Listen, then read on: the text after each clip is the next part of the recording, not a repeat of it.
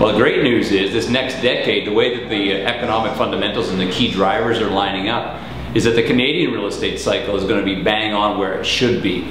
The US, the UK, the Australian, and the New Zealand cycles overperformed when the market was up, and they're set to be underperforming in the next decade. Canada will be the #1 place for performance economically and real estate for the next 10 years.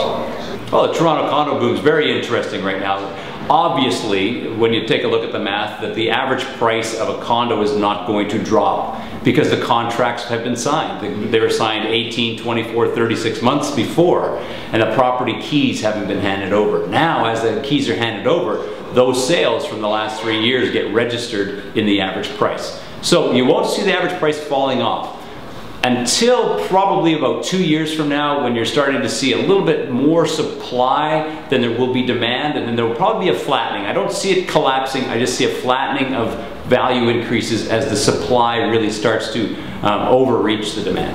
Well, the good news is that during slump, recovery, or boom, any of the parts of the cycle, all you do is you change your tactics. And as a matter of fact, during the slump, what you do is you work incredibly hard to manage that property like crazy. And second thing that you do is quite clearly work as hard as you possibly can to pay that mortgage down during the slump period and get prepared for the inevitable recovery that could come 3, 5, 6 years after the slump starts.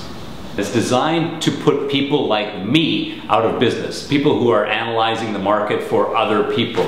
I want Canadians to be able to look at booms, slumps, and recovery phases, and to be able to know whether it's a good time to buy a house or a bad time to buy a house, or maybe it's a good time to buy a house somewhere else. This book has been in the works for at least 2 years, if not longer.